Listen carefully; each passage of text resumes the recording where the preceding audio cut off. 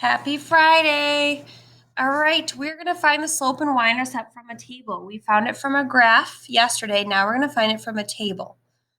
I always like to start with the y-intercept. So if you picture on a graph, just a little reminder, when we have an x and y axis,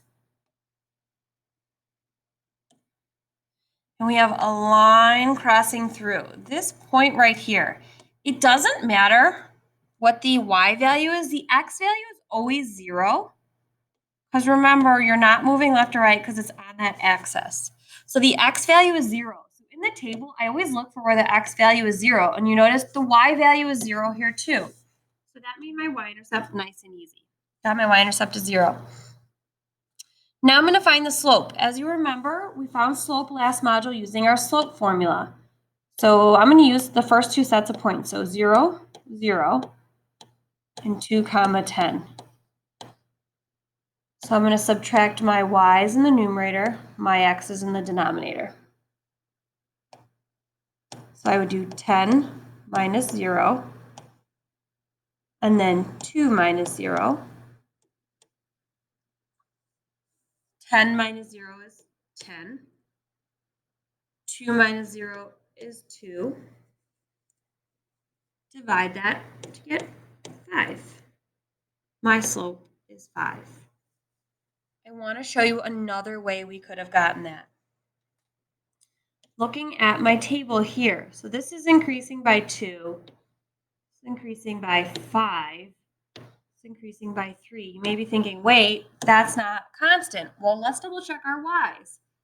This is increasing by 10, this is 25, and this is 15.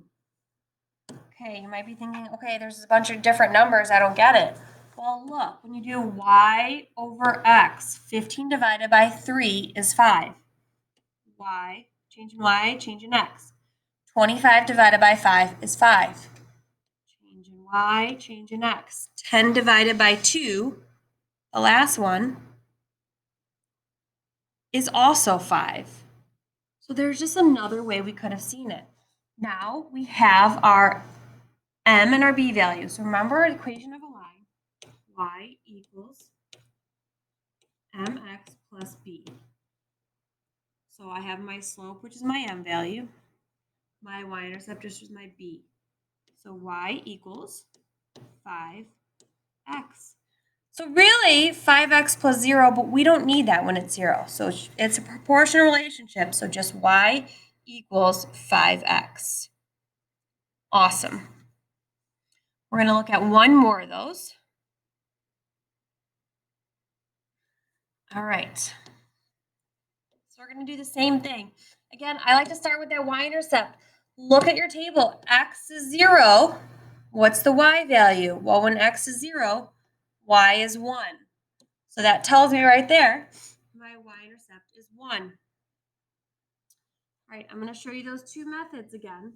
So I have 0, 1, 2, 5. So I'm writing down those first sets of coordinates. Now I'm going to use that slope value to find the change in y and the change in x.